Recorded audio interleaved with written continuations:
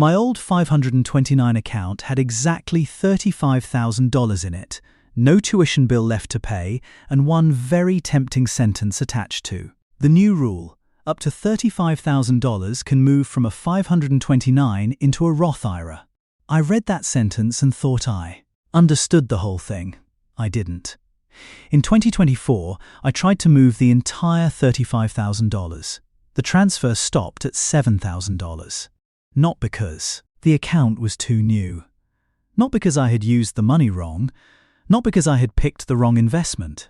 And this was not a backdoor Roth, a hidden tax loophole, or free money. I had simply mistaken a lifetime limit for a one-year limit. That was the second time I had failed to do anything useful with this account. The first time was about a year earlier, when I looked at the unused balance, considered cashing it out, saw that a non-qualified withdrawal could make part of the earnings taxable and potentially trigger an additional federal tax, and closed the browser. 6 months later, the account was still sitting there, exactly where I had left it. So when I heard that Secure 2.0 had created a path from long-held 529 money into a Roth IRA, I thought I had finally found the clean exit. The reality was better than doing nothing, but much slower than the headline made it sound. And the number I wanted to answer was simple.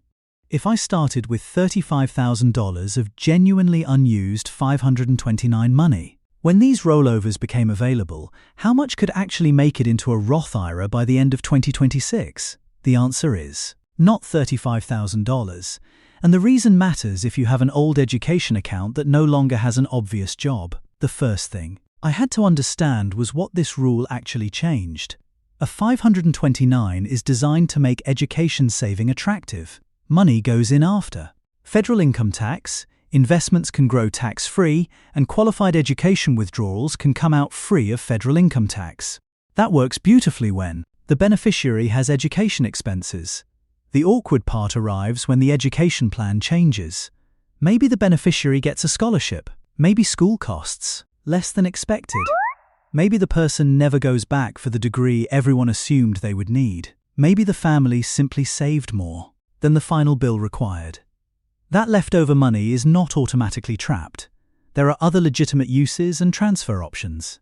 But for years, people who had truly surplus 529 money could still feel caught between two bad instincts: leave the account untouched forever, or pull the money out for something unrelated and accept the tax consequences on the earnings portion.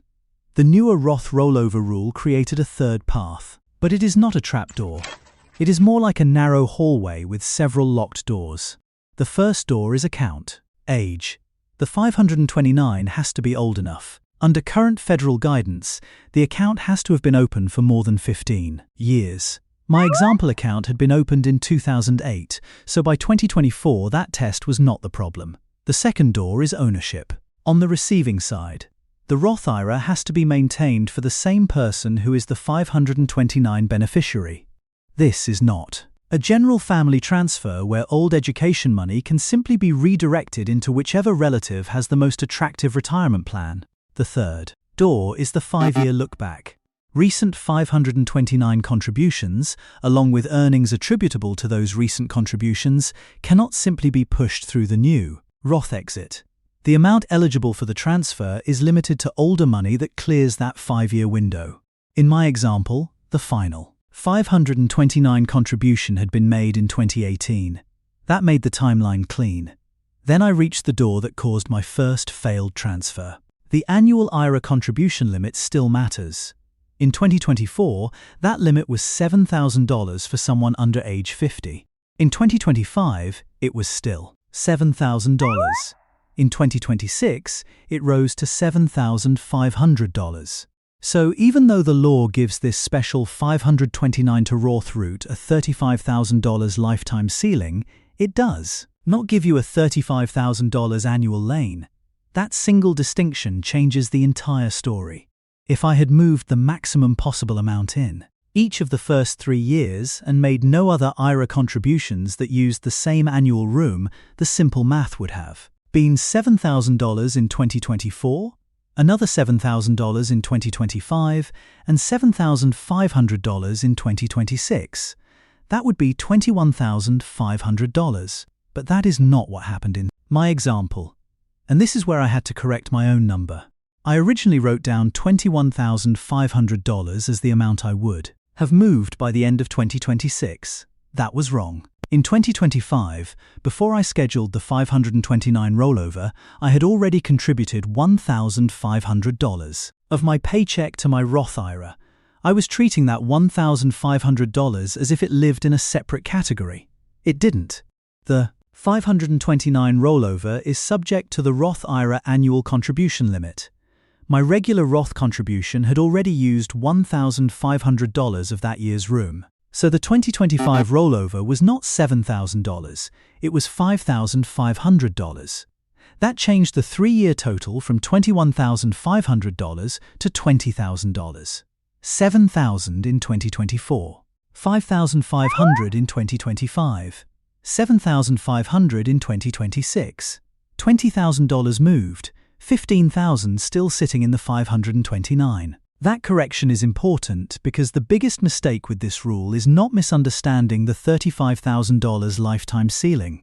It is assuming the rollover lives outside the ordinary annual IRA math. It does not. The annual limit is also constrained by the beneficiary's compensation under the IRA contribution rules. In other words, this is not a machine for creating retirement contribution room out of thin air. It is a way to use existing Roth contribution capacity with qualifying old 529 money. And that is why this rule can feel strangely generous and strangely restrictive at the same time. The generous part is obvious. Money that was originally set aside for education can, if all the requirements are satisfied, move directly from the 529 into the beneficiary's Roth IRA without turning that qualifying transfer into a taxable distribution. The restrictive part is time. A $35,000 lifetime allowance sounds like a transaction. In practice, it is a schedule. That changed how I thought about the account. Before, I had treated the 529 like a box with only 2 labels, education or mistake. If I did not use the money for school, I assumed I had done something wrong. But overfunding a 529 is not necessarily evidence of a bad decision. It can be the result of uncertainty. You save for a future cost before you know the exact school, the exact aid package, the exact degree, the exact number of semesters, or whether the beneficiary's plans will change. The problem is that humans hate accounts whose purpose has expired. An unused balance feels unfinished. And once money feels unfinished, we become vulnerable to 2 opposite errors.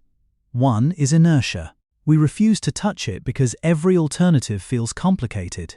The other is urgency. We hear about a new rule and try to move everything immediately. I did both. First, I froze. Then I rushed. The better approach was slower and almost boring. Treat the rollover as a multi-year runway. Once I did that, 4 numbers became more useful than the account balance itself. How old is the 529? How much of the balance is outside the 5-year exclusion window? How much IRA contribution room is actually available this year? And how much of the $35,000 lifetime rollover allowance has already been used? That is the entire planning tool, not a spreadsheet with 30 tabs, not a tax hack, not a prediction about the stock market. 4 numbers. And the third number, annual room, is the one I nearly ignored. Suppose the 529 has $35,000 of eligible old money and the beneficiary has enough compensation to support the full IRA limit. If no regular IRA contribution has been made for the year, the available annual room may be large enough to use the full 529 rollover allowance for that year. But if the beneficiary has already contributed to an IRA, the remaining room can shrink. That means timing matters in a way I did not expect. The 529 rollover and the normal retirement saving habit can compete for the same annual space. Neither one is bad. You simply cannot count the same contribution room twice. And that creates a decision that is more personal than the rule first appears.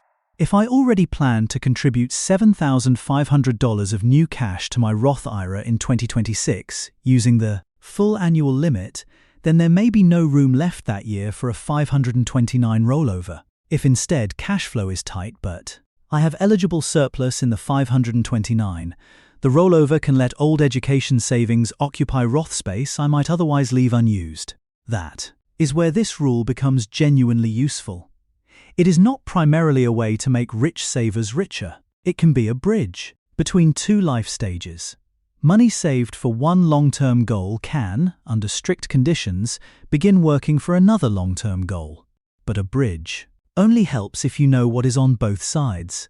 The 529 side has age and seasoning rules. The Roth side has annual contribution limits and compensation rules. The transfer has to move directly from trustee to trustee, and the lifetime amount that can use. This special path is capped at $35,000. Miss one of those pieces and the simple story becomes a messy one. That is why I stopped thinking of the $35,000 as money I had freed. I had not freed it, I had created a route. There is a difference. Then the route got tested. A few months after one of the transfers, my car needed $2,300 of work. That was exactly the kind of moment that used to make the 529 feel ridiculous. Here I was with thousands of dollars sitting in an education account I no longer expected to use for school, and a very real bill sitting in front of me. The emotional argument for just taking the money out was strong. The car did not care about account categories. The pit mechanic did not accept retirement planning as payment, but the stress test clarified the purpose of the rollover. This rule did not turn the 529 into an emergency fund. It turned part of a long-term education asset into a long-term retirement asset. Those are not the same thing.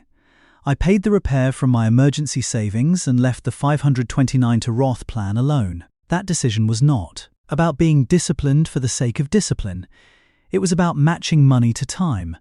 The car repair was a current problem. The Roth IRA was a future asset. Using the new rule did not erase the need for cash that can handle the Roth present. And that is one reason I would not look at an unused 529 and automatically decide that every eligible dollar should move to a Roth IRA as fast as possible. The correct question is not, can this money move? The correct question is, what job should this money have now? There may still be future education uses. There may be another eligible family beneficiary. There may be student loan uses within the separate rules. There may be reasons to preserve flexibility inside the 529. The Roth rollover is valuable because it adds an option.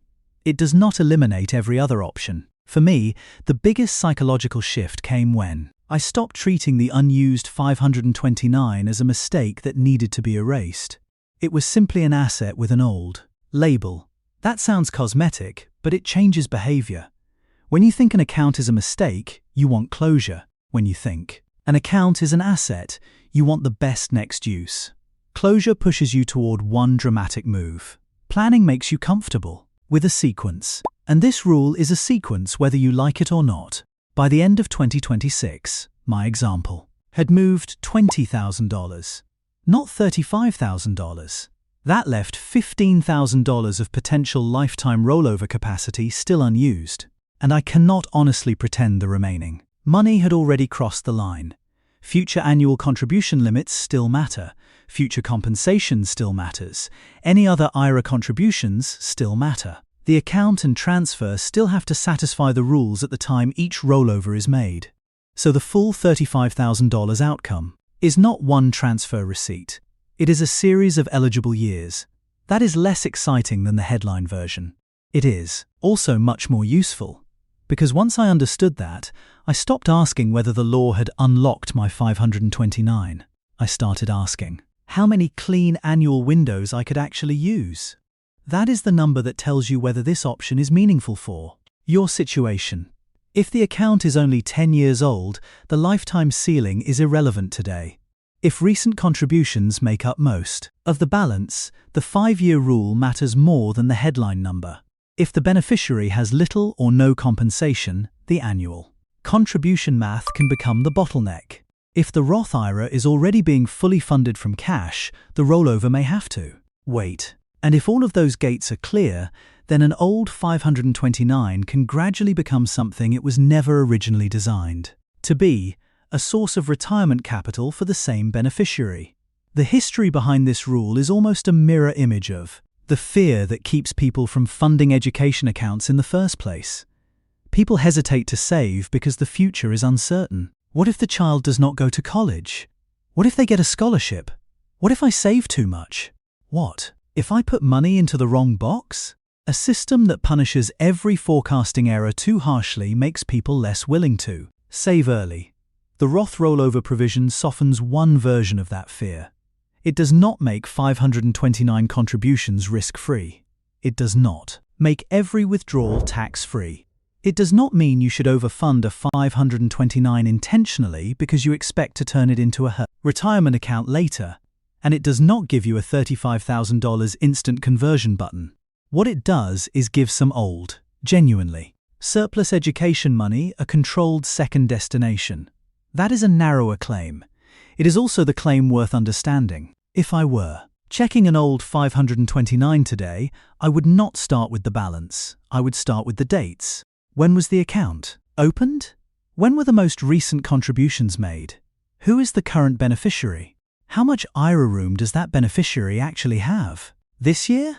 Then I would verify that the plan can make a direct trustee-to-trustee transfer into a Roth IRA for that beneficiary. Only after those answers would I look at the $35,000 lifetime number. Because $35,000 is not the first gate. It is the final ceiling. That one distinction would have saved me from my first failed transfer.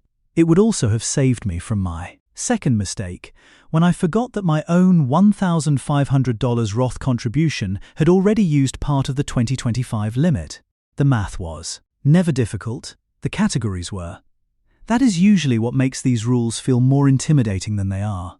One account is labeled education. One account is labeled retirement.